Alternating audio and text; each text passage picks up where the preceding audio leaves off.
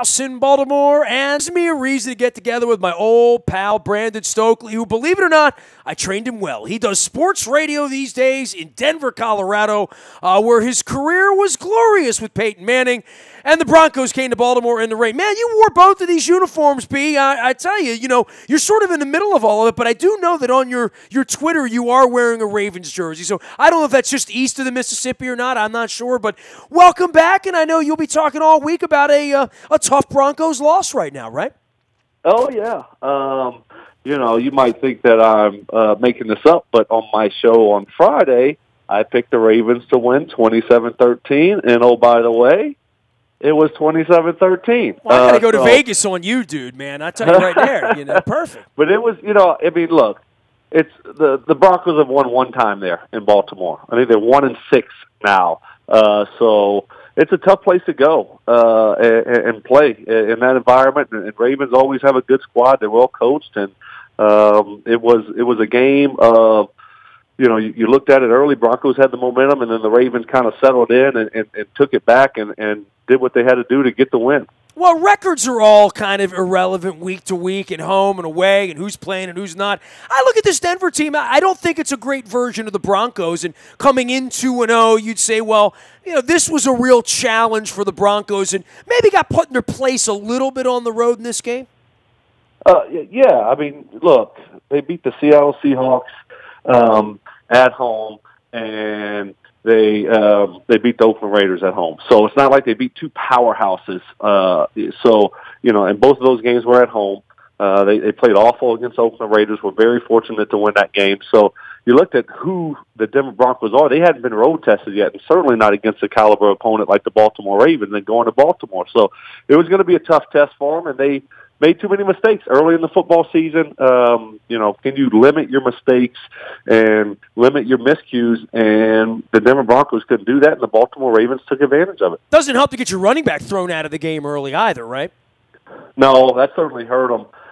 When you look at Phillip Lindsay's impact so far, the first two games of the year, I mean, he provides that spark, that juice, that explosive play that they've been looking for from the backfield for the last few years, and also in the passing game. So when you lose a player of that caliber, obviously that early in the football game, that hurts your offense, and it certainly hurt their offense on Sunday. Where are you on Case Keenum, Brandon? I would, say the last couple of off seasons since Peyton, and obviously you knew at the end was the very end for him, that they were going to go into the quarterback business. They went into the quarterback business bringing Peyton in to begin with, right? But then you have to go back into the quarterback business, and it's a different kind of pool out there when your choices are Alex Smith or Case Keenum or Sure. Even Kirk Cousins. I mean, it's the guys that are the next rung down. And in the case of Case Keenum, I mean, I'm not a hater on him. He came out of a tree and beat us in Houston a couple of years ago. But if my franchise would have given him franchise money and said, this is going to be our guy for the next 16 weeks, I don't know. I don't know that I'd be, holding January for plans, to be honest with you. Well, sure. That's the thing. He had one good year last year. And other than that, he's been a journeyman quarterback. So who's he going to be? Is he going to be the guy that played for the Minnesota Vikings last year and did a great job and only threw 7 interceptions, and now I think he's got 5 interceptions through three weeks? Or is he going to be the guy that's, bounced around the league? Who is that guy going to be? It's hard when you're looking for a quarterback, They don't just fall out of trees. Franchise quarterbacks don't. So the Broncos were in a tough situation. They weren't going to be able to pay Kirk Cousins the money, and they needed a quarterback, and he was the next best available option. But he's got to play better football. That's the bottom line. They have weapons around him. They've upgraded that offense, and the defense is a good defense. But he's got to take care of the football, and he's got to play better football at the quarterback position. If he doesn't, they signed to a 2-year deal. He'll probably be here for both years. But they got this kid named Chad Kelly, 7th rounder, that had a great preseason.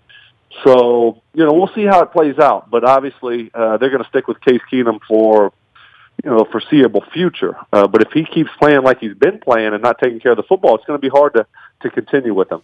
Brandon Stokley is joining us here. He is B. Stokley 14 out on Twitter, of course, in the league 15 years after beginning here in Baltimore, doing his first radio here, now doing it for a living at 104.3 The Fan out in Denver. You can follow him on Twitter and follow his Ravens banner from the field and the confetti shower in Tampa at B. Stokley 14 as well. Let's get to the Ravens side, B. I mean, I'll turn it back to the Broncos. We'll talk about Von Miller and trying to neutralize him. You watch that team play every week. In the case of the Ravens, I know it's a little in and a little out. You're trying to keep an eye on them, and you got some friends on the team, including number 5, whose career was over, right? They were going to draft this other kid. He was going to go off to the sunset. That was the end of Joe Flacco. Boy, Flacco's had different plans here the last 5 months, and seeing that animosity, that emotion, that fiery thing that happened at the end of the game. Boy, we wouldn't have seen that from Joe 10 years ago. I was kidding around with him after the game, but it feels good when you're in your 30s and you win football games, right, Brandon? No, I mean, no question about it. Look, I mean, everybody has a shelf life, and obviously when they draft a quarterback in the first round, you realize they're drafting him to replace you, and it kind of gets you going maybe a little bit more than what you were. And so you look at, just winning football games. Sometimes you take it for granted. I'm not saying that's Joe, but just in general. And then the tough loss that they took the week before in Cincy, obviously you want to get things back going again. You're back at home. And so wins are tough to get in the NFL. So everyone that you can get, you got to, cherish it and appreciate it and put it in its place. But I think Joe Flacco played a really good football game, took care of the football, did a lot of really good things, moved the chains, did what he needed to do to help that football team get the win. We talk about a revolving door quarterback in Denver. We've had it at the wide receiver position. I know you're aware of that with your history here and the drafts and the Perrymans and the guys that couldn't get on the field. This feels to me, Brandon, like the best version of wide receivers we've had here in a little while. Now, we won a Super Bowl here 6 years ago, so, the Bolden, Torrey Smith, and Ray Rice in the backfield, Pitt at the top of his game. But Smokey Brown looks good. Crabtree still very capable receiver. Obviously, the Snead bringing him in from New Orleans. But the tight end, there's something about Joe and tight ends, and when he gets that kind of play and he can connect with tight ends, good things are going to happen for the Ravens offense. Yeah, I mean, you look at the weapons that he has, and I was watching some film on them this past week leading up to the game, and you look at John Brown, his big playability. He's healthy. He looks like the John Brown of, 2 or 3 years ago with the Cardinals. Michael Crabtree is just a solid receiver. He just does everything really well. Tough receiver, makes big-time catches.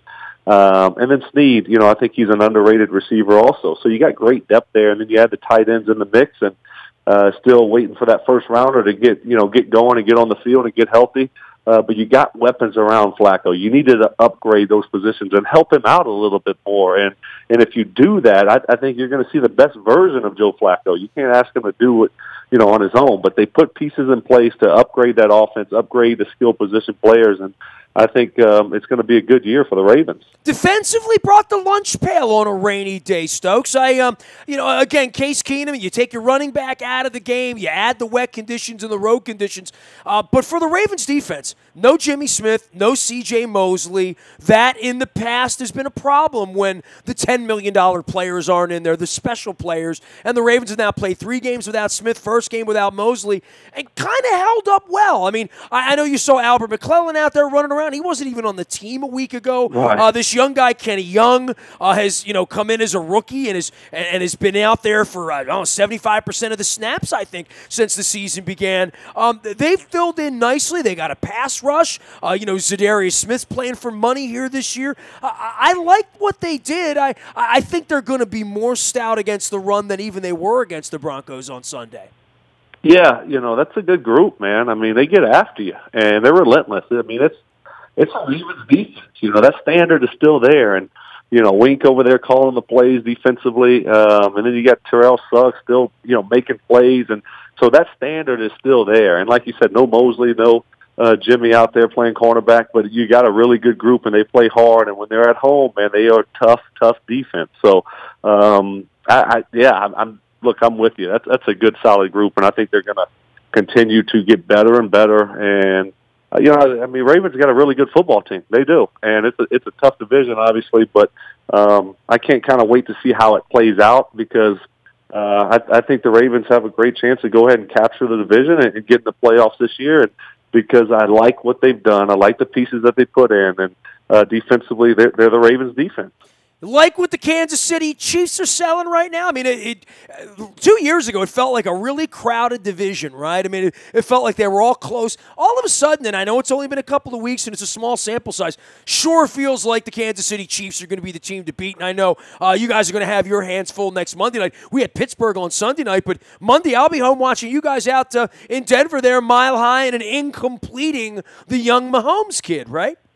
Oh, I mean, no doubt about it. I mean, how do you slow them down? They have everything.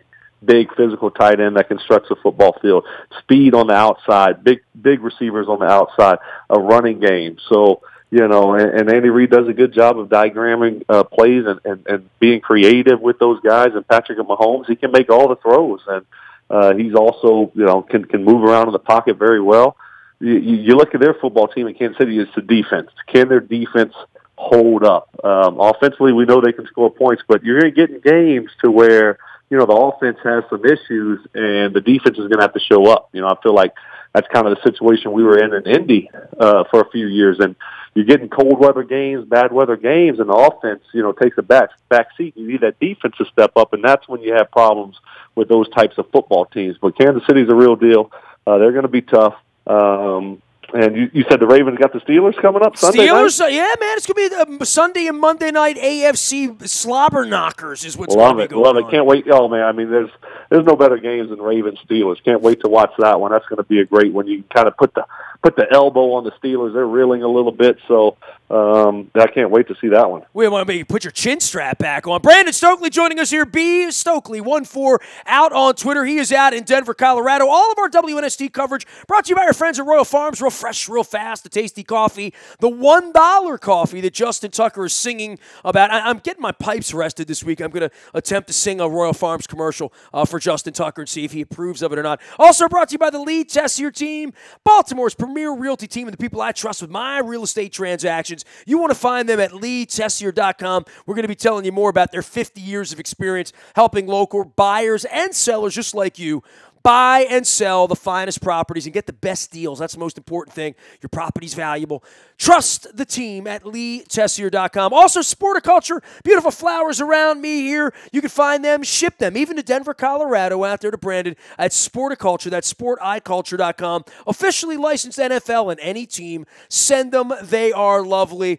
Ray Lewis dancing out there, Stokes. I'm taking pictures. I had a picture of me and Kim Herring and Kadri Ishmael, a couple of your 2001 Super Bowl buddies in Super Bowl 35. Yep.